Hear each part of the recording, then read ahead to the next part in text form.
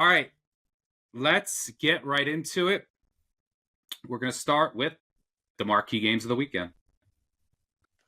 All right, so let's start with the biggest game of week 1, and that's Texas, Ohio State at the Shoe.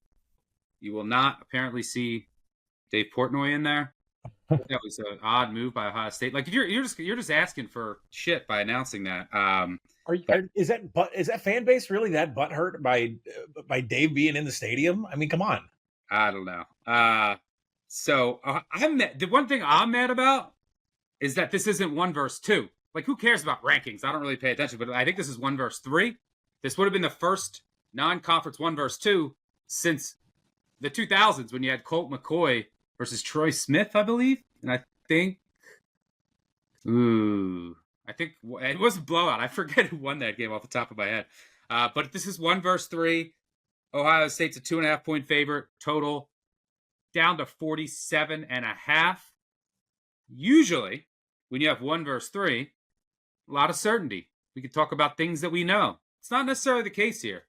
Both these teams, and that's partly due to just the nature of college football these days, but both these teams, outside the top 80, 90 returning production, they lose a lot. There's questions for both teams. Ohio State, they lost 2 backs to the NFL, but still a lot of talent in the backfield. Wide receivers are loaded, led by Jeremiah Smith, among others. Tight end room, Max Clare, is loaded. Offensive line loses a lot to the NFL, but their interior guys played in the playoff last year. Tackles a question. They've switched their tackles around. It looks like the transfer from Minnesota might start at right tackle, so that's something to watch. Defensively, Ohio State, not only do they have probably the best offensive player in college football, they arguably have the best defensive player in Caleb Downs. Curious to see what the defensive rotation looks like in the secondary. It looks like Styles, the other Styles, is going to play nickel, but how do they use Downs? Is it similar to last year? Who's going to take that deep safety role when they need it? What's the big nickel going to look like, et cetera? And how does the corner room shake out? So that's something to watch. The defensive line is definitely a major question for Ohio State after losing 4 to the NFL. Probably my biggest worry on the team outside of quarterback. And that's the theme with a lot of these top teams. Julian Sain did win the job, but it wasn't the most glowing report out of camp. Still a young kid, all the talent in the world, but how long is that adjustment period? We shall see. And it looks like Kienholz, I already forget the right pronunciation. Kienholz. He might get some packages, more mobile guy. So you might see him maybe like in that, Devin Brown used to do that. Weren't we excited about Devin Brown? Remember that? Yeah, Devin Brown went down at the Cal and lost the job to a freshman. We'll talk about Cal later. So there's a lot of questions on Ohio State, mainly the quarterback, but some on the offensive line, some on the defensive line. See how the secondary shakes out. And then it's Matt Patricia. Mm-hmm. Big drop off from Jim Knowles. Texas, hey, they're not without questions either. It's not like Archie Manning, who has, I think we have a little more confidence in what he'll be than saying. We've seen him, but it's not like we've seen him a ton. Also, offensive line. Lost a lot of pro talent. They have a really good offensive line coach, but how does that all come together? They lost a lot of talent at receiver as well. Still should be okay there.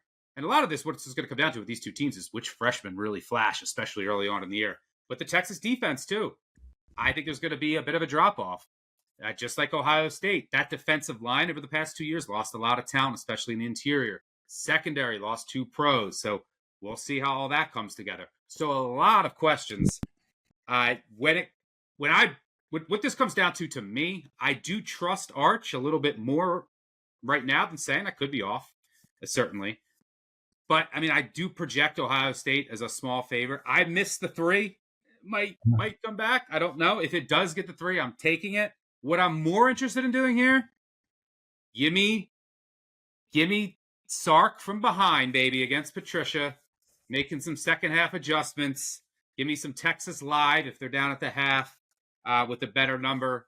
That's what I'm looking for. If it hits 3, I'm going to have to take it just numbers wise. And I think this is more of a coin flip game with a ton of uncertainty on both sides.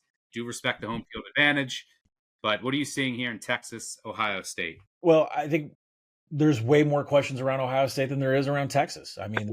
Obviously it's week 1 and anything could happen, and we know that, but there are more variables and more factors that are unpredictable that comes with Ohio State. But you've already alluded to one of the biggest elements of college football, what determines a national title contender, is coordinators, and especially coordinators that can change on the fly, change at halftime, change drive to drive. Remember, these college kids are now getting tablets in their face as of like last year with live video of what's happening.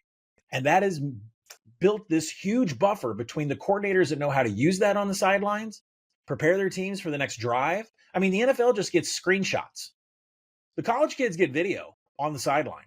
And I think it really showed. It's why I believe about a year ago, I was preaching to everybody that the coordinators that know how to implement this are the ones that are going to shine. Chip Kelly, Jim Knowles completely changed the game plan for the entire Ohio State team midstream heading into the playoff. And Ryan Day was just going to sit back and let him do it. And it's good that he did because they won the national title. But do you have the creativity of Chip Kelly with Brian Hartline? I don't think so. Do you have Jim Knowles, a wizard, as your defensive coordinator? I don't think so. And I think that is a huge difference in this game that you're mentioning. Now, I have so many questions about Ohio State, and you've already mentioned the interior of the offensive line, Hensman at center, the two guards from the national title run. That's great. But then you get to the tackles, and I start wondering if Julian Saint is going to be able to be protected from, say, Colin Simmons and Trey Moore. I think they could be huge factors off the edge here for Texas.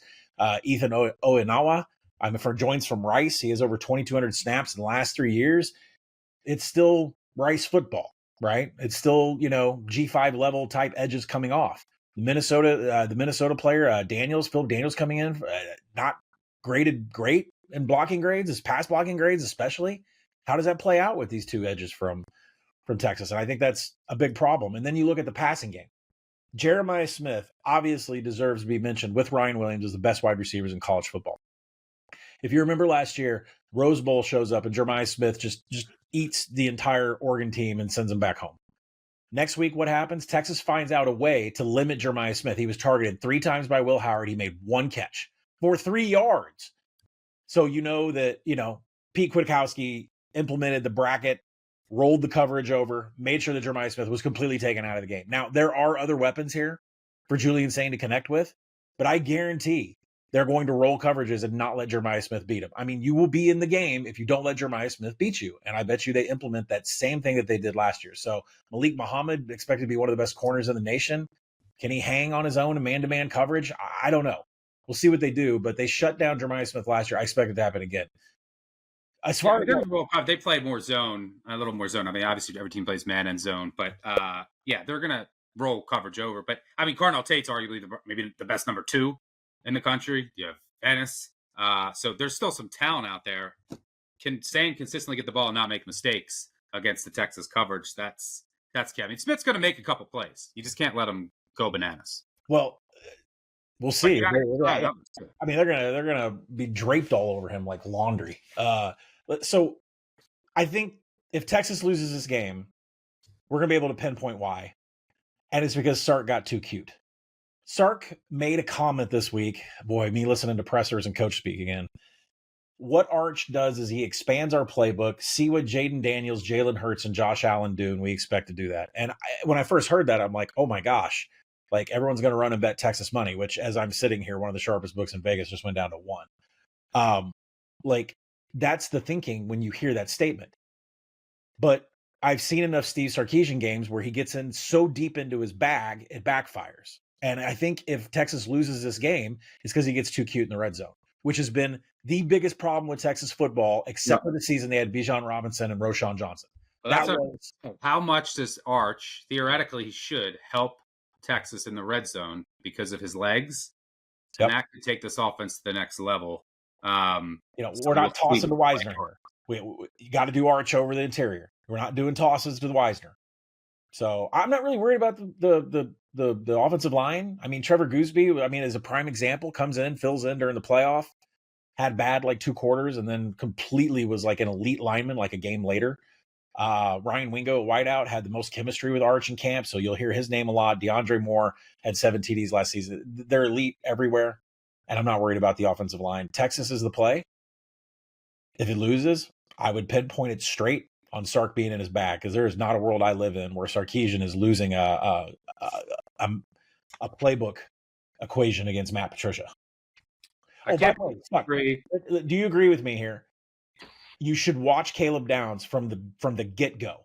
And if Caleb Downs is locked into a position, playing zone or manning single high safety and not allowed to roam, I think that is huge red flag for Ohio State's defense from the start. Yeah, I'm going to be watching the secondary closely. I can't put it on the agree because I need 3. We'll be looking. I mean, it might come, but I will be looking for Texas Live for sure. Should be a good one to start off the day.